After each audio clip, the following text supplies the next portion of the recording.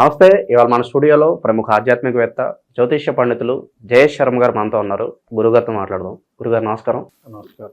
మార్చి నెల 2025 మీనరాశి వారి పరిస్థితి ఎలా ఉండబోతుంది? ఎలాంటి రెమెడీస్ చేసుకుంటే మంచి ఫలితాలు ఉంటాయి అంటారు? శ్రీ గురుభ్యో నమః. శ్రీ మహాగణాధిపతయ నమః. శ్రీ మహాసరస్వత్యై నమః. ఓం శ్రీమాత్రే నమః.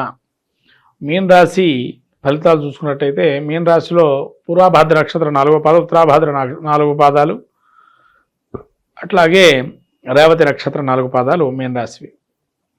మీన రాశి గ్రహస్థితి చూసినట్టయితే ముఖ్యంగా మనకు ఈ మీన రాశి వారికి పంచగ్రహ కూటమి అనేది కానీ, విపరీతంగా 4 గ్రహాలు జన్మరాశిలో సంచారం చేస్తూ జరుగుతున్నాయి.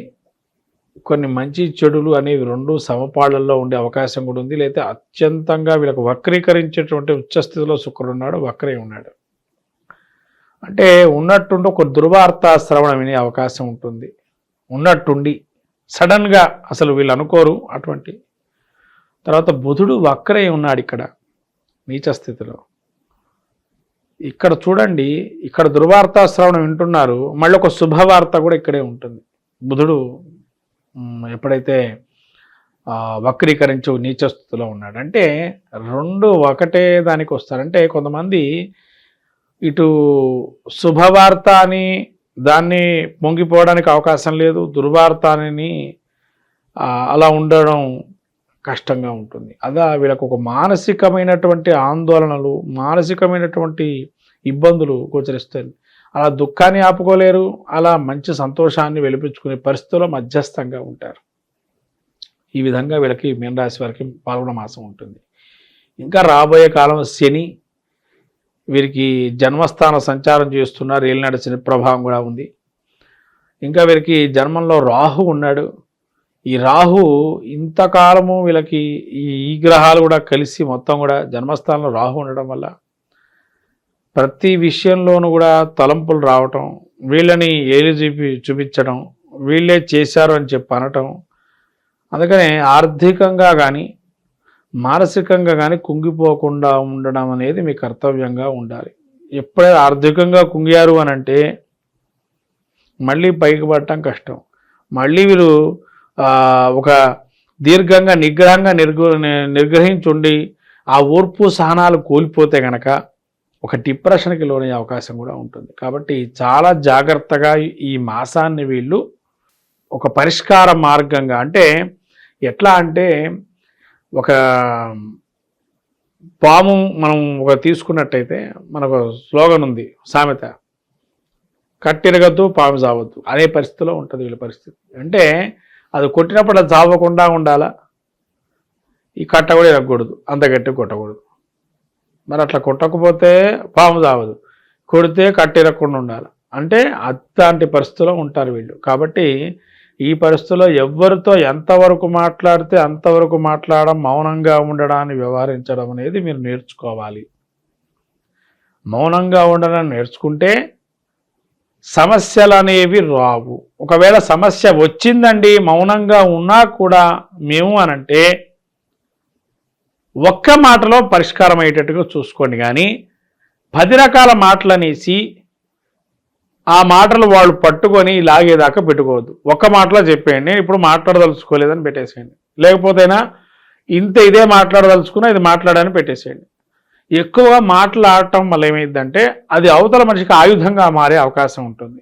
కాబట్టి ఎవరిని మీరు దుష్టంగా ఆలోచన చేసి నిష్ఠూరంగా మాట్లాడి అవి ఆయుధాలుగా ఇచ్చి ఆ ఆయుధాలే మళ్ళీ మీ మీదకి తీసుకొచ్చుకొని అట్లాంటి ఈ యొక్క దుస్సంఘటనలు మీకు రాకుండా చూసుకునే ప్రయత్నం మీరు చేయాలి. కాబట్టి ఇదొకటి. ఈ గురుగారు, విద్యార్థులు, నిరుద్యోగులు, వ్యాపారస్తులు వీళ్ళకి ఎలా ఉండబోతున్నారు మీనరాశి వారికి? ఉద్యోగస్తులకి ఈ జన్మస్థం పంచమగ్రహ కూటం ఏదైతే ఉందో, డబ్బులు అనేది ఆచరిస్తూ అందరూ డబ్బుల కోసం ఉద్యోగం చేసి, ఎందుకంటే హైప్ పెరుగుతుందేమో, ఇంకో దగ్గర పోతే అని ఆలోచిస్తూ ఉంటారు. జాతక చక్కెర పరిశీలన చేసుకుని ఒక్క విషయం చెప్పదలుచుకున్నాను మీన రాశికి. ఎందుకంటే ప్రతి జ్యోతిష్కుడు మీకు చెప్పవలసిన విషయం ఏంటంటే ఏలినాటి శని ప్రభావం ప్రారంభం అవుతుందని అందరూ చెప్తారు. ఇది ప్రత్యేకంగా మీకు మీన రాశి వారికి నోట్ చేసుకోవాల్సిన సమయం ఇది. ఎందుకంటే రాబోయే మార్చి 29 ప్రత్యేకంగా శని మారుతున్నాడు, మీ జన్మస్థానంలోకి వస్తున్నాడు. కాబట్టి ఈ జన్మస్థానంలో శని రావటం వల్ల మార్పులు చేర్పులు అనేవి ప్రత్యేకంగా ఉంటాయి. కాబట్టి ఈ దీర్ఘకాలికంగా 2.5 సంవత్సరాలకు ఒక్కసారి మారుతూ ఉంటాడు శని. కాబట్టి జాతకంలో ముఖ్యంగా శని యోగప్రదుడా కాదా చూసుకోవటం ఒకటైతే, మిగతా గ్రహాలు కానీ యోగానికి మీకు దశ అంతర్దశానాదులు యోగం ఇస్తున్నాయా అవయోగాన్ని ఇస్తున్నాయా తెలుసుకోవాలి ఒకటి. తర్వాత ఈ సమయంలో మనం ఏదైతే చేయొచ్చా చేయకూడదా అనేది ఒక పరిష్కారం కావచ్చు, ఒక వ్యాపారం కావచ్చు, ఒక ఉద్యోగాన్ని మారటానికి కావచ్చు, లేదా స్థలాన్ని మార్పులు చేసుకోవటానికి కావచ్చు, ఇవన్నీ కూడా మనకు యోగం ఉందా లేదా అనేది ఫస్ట్ మనం తెలుసుకోవాలి. తెలుసుకొని ముందరకు వెళ్ళటం మంచిది. ఎందుకంటే తెలియకుండా మీరు వెళ్ళిపోయినారనుకోండి, ఎందుకు చేశారు అని చెప్పి మళ్ళీ ఆ జ్యోతిష్కుడు అడగచ్చు మీరు వెళ్ళకపోవటం వల్ల. అందుకని అది ముందరకే వాళ్ళకి మంచిగా ఉందా లేదా చెడుగా ఉందా లేదా తెలుసుకోవటం అనేది మంచిది. కాబట్టి మీరు అది పరిష్కారానికి సమస్యకు పరిష్కారం చేసుకునేది ఒక మార్గంగా ఉంటుంది. దాన్ని మీరు ఆలోచన చేయండి. ఇంకా ఉద్యోగస్తుల గురించి ముఖ్యంగా యోగం ఉంటుందా లేదా, కొంతమంది గవర్నమెంట్ ఉద్యోగం అంటారు. మరి గవర్నమెంట్ ఉద్యోగం కొంతమందికి ఫైనల్స్ రాసిన వాళ్ళు పాస్ అయిన తర్వాత హాల్ టికెట్లో పాస్ అయినట్టుగా ఇంటర్వ్యూకి రమ్మంటారు. కానీ ఇంటర్వ్యూకి వెళ్ళిన తర్వాత కూడా కొన్ని లిటిగేషన్స్ ఉండే అవకాశాలు ఉంటాయి, మన చేతిలో ఉండవు. కాబట్టి కానీ అప్పుడు కూడా మీరు సమస్య పరిష్కారాన్ని చూసుకోవాలి. కానీ అంతేగాని ఉద్యోగం వచ్చిన దాన్ని దగ్గర దాకా వచ్చి నాకు మెరిట్ మార్కులో పాస్ అయ్యాను, ఇంకా నాకు ఇంకేం అవసరం లేదు, ఇంకా నాకు ఎవరు అవసరం లేదు అనుకోవద్దు. ఏదో ఒక రోజు ఒక అవసరం పడుతూ ఉంటారు, అది మాత్రం గుర్తుంచుకోండి. మెరిట్ మార్కులు వచ్చినాయని చెప్పి మీరు ఇంకా నేను ఉద్యోగంలో పాస్ అయిపోయాను, ఇంకా ఉద్యోగం వెళ్ళటం లేట్ అనడం కాదు. రేపు ఉద్యోగంలో చేరిన తర్వాత కూడా వాళ్ళ వల్ల మీకు పని పడవచ్చు. కాబట్టి ఎవరితో ఎంతవరకు అంతవరకు మాట్లాడండి, నిష్ఠూరంగా మాట్లాడకండి, అపవాదాల అవమానాలు పడకుండా చూసుకోండి. ఇది ప్రత్యేకంగా చెప్పాల్సినటువంటి విషయం మీకు. ఎందుకంటే రాబోయే కాలం గురువు కూడా మీకు అర్ధాష్టమంగా మారుతున్నాడు. రాబోయే కాలం రాహు కేతులు కూడా ప్రధానంగా మారుతున్నారు. ఇవన్నీ మీరు దృష్టిలో పెట్టుకోవాలి. ఎందుకంటే మీన రాశికి చాలా ప్రముఖంగా దీర్ఘకాలిక గ్రహాలు ఏవైతే ఉన్నాయో ఒక పరిణామ క్రమంలో మారుతున్నాయి. కాబట్టి అవి మీకు మంచి చేస్తాయా చెడు చేస్తాయో తెలుసుకోవటం అనేది మీ యొక్క ప్రధాన లక్ష్యంగా పెట్టుకొని రేపు ఉగాది తర్వాత నుంచి అప్పుడు మీరు కార్యక్రమాలు కార్య సాధన లేదా కార్యక్రమాలు ఆపుకోవటం అనేది నిర్ణయం తీసుకొని ముందుకు వెళ్ళటం మంచిది.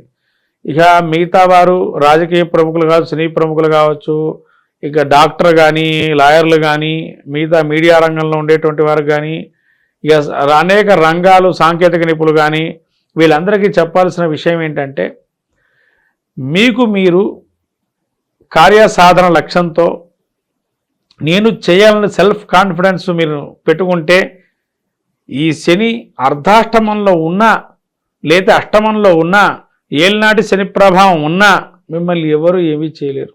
కానీ ఒక చిన్నది కించిత్ మాత్రం మీకు చెప్పవలసింది ఏంటంటే, వెళ్ళేటప్పుడు ఇంట్లో కానీ బయటకు కానీ తిరిగేటప్పుడు నడకలో కింద చూస్తూ నడవండి, ఆకాశాన్ని చూస్తూ నడవకండి. ఆకాశాన్ని చూస్తూ నడిస్తే కింద పడే అవకాశం ఉంటుంది. మన ఎదురు ఏది ఉంది, మన కింద ఏది ఉంది చూడండి. ఆకాశానికి చూడిస్తే అది అహంకారంతో బుద్ధి ఉంటుంది. కాబట్టి ఆకాశాన్ని చూడకుండా తదేకంగా మీ ముందర ఏది ఉందో దాన్ని చూడండి. మీ కింద మేము వెళ్తున్నప్పుడు ఏదన్నా మీరు మీ జాగ్రత్తలో ఉన్న ఏదో ఒక చిన్న ఒక సమస్యతోనో లేదా ఒక ఆలోచనతోనో కింద పడే అవకాశం ఉంటుంది. కాబట్టి జాగ్రత్తగా ఉండి చూసుకోవటం మంచిది. ముఖ్యంగా భూ విషయాలు ఏవైతే ఉన్నాయో కొన్ని లిటిగేషన్స్ ఉండే వ్యవహారం ఉన్నాయి, కోర్టు వివాదాలు మీన రాశి వారికి అవి ఇంకా అట్లానే జరుగుతూ ఉంటాయి. మీకు మంచి కాలం రాబోయే సమయం వస్తుంది, కొంత ఓపిక పట్టండి. మళ్ళీ శని మీకు వక్రై ఉంటున్నాడు, ఆ సమయంలో కోర్టు పరిష్కారాలు జరుగుతాయి. అప్పటి వరకు కొంచెం వేచి ఉండడం మంచిది మీన రాశి వారు. ఈ రకంగా పాల్గొన మాసంలో వీళ్ళు ఇంకా మంచి ఫలితాలు మీరు పొందాలనుకున్నటువంటి వారు ఎవరైతే ఉన్నారో మనకు కుంభకోణంలో అనేటువంటి నవగ్రహ దేవాలయాలు కానీ అవకాశం ఉంటే అరుణాచల క్షేత్ర గిరి ప్రదక్షిణ చేసుకోవటం వల్ల ఈ గ్రహ పీడలన్నీ కూడా తొలగిపోయే అవకాశం ఉంటుంది. అవన్నీ చేసుకోలేమనుకున్న వాళ్ళు శుభ్రంగా ఆ ఇంట్లోనే శివుడు గనక ఉంటే, చిన్న శివలింగం ఉంటే నీళ్లు పోసుకోవటం, లేదా గుళ్ళు ఎక్కడైనా చెట్టు కింద శివలింగం ఉంటే పాలు నీళ్లు పోయటం, అలా చేయటం వల్ల మంచి కలుగుతుంది ఈ యొక్క మీన రాశి వారికి. మొత్తం మీద ద్వాదశ రాశులు ఈ యొక్క పాల్గొన మాసంలో మనం చూస్తే ప్రతి రాశి వారికి ఒక్కొక్క ప్రక్రియ చేసుకోవటం వల్ల మెరుగైన ఫలితాలు ఉంటాయి. కాబట్టి ద్వాదశ రాశుల వాళ్ళు మనకు రాబోయే మాసంలో మనకు చెప్పాలంటే లక్ష్మీ జయంతి అంటారు, దాన్నే హోలికా ఉత్సవం అంటారు. మనకు శివపురాణంలో చాలా అద్భుతంగా ఉన్న ఘట్టం రతి మన్మధులు ఏదైతే ఘట్టం ఉంటుందో ఆ ఘట్టాన్ని ఎవరైతే పారాయణ చేస్తారో సకలమైనటువంటి నరదృష్టి దోషాలు పోతాయని మనకు శివపురాణం చెప్పబడుతుంది. కాబట్టి శివపురాణం మనకు ఏదైతే ఉందో అందించిందో కామదహనాన్ని ఏదైతే చేస్తారో ఆ మనకుండేటువంటి కీడుని మొత్తం కూడా దాన్ని తొలగింపజేసేటువంటి ఆ విభూతిని కనుక పెట్టి దానికి ప్రదక్షిణాలు చేసుకొని తద్వారా మనకు సంతానాన్ని కానీ మనకు కానీ మంచి కలగాలని ప్రతి విషయంలోనూ కూడా మనకు మంచి అనుభూతులను ఇవ్వాలని కోరుకోవడానికి ప్రయత్నం చేయండి. కామదహనంలో పాల్గొనండి. అట్లానే లక్ష్మీ జయంతి రోజున ఎవరైతే పౌర్ణమి వేళ జరుగుతుంది ఈ లక్ష్మీ జయంతి రోజు అమ్మవారికి కమలా పూలతో అర్చన చేసుకోవటం, తామర గింజలతో జపం చేయటం, తామర గింజలతో హోమం చేయటం, తేనెతో అమ్మవారికి అభిషేకం చేయటం లక్ష్మీ జయంతి రోజు చాలా అద్భుతంగా ఉంటుంది. ఈ యొక్క ప్రక్రియలు చేయండి. ఇంకా పాల్గొన మాసంలో నరసింహ క్షేత్రాలు దర్శనం చేసుకోవటం వల్ల స్వామివారి తిరునక్షత్రంగా చెప్పబడింది. కాబట్టి ఈ నరసింహస్వామికి ప్రత్యేకంగా ఈ పాల్గొన మాసంలో అద్భుతంగా బ్రహ్మోత్సవాలు అనేక రకాలుగా జరుగుతుంటే ప్రతి ప్రసిద్ధ క్షేత్రాల్లో ఆ క్షేత్ర దర్శనం చేసుకొని సాక్షాత్తు లక్ష్మీనారాయణ స్వరూపమైన నృసింహస్వామి యొక్క అనుగ్రహాన్ని పొంది సకల విజయాలు సాధించడానికి ప్రయత్నం చేయండి ద్వాదశ రాశుల వారు. శ్రీమాత్రే నమః.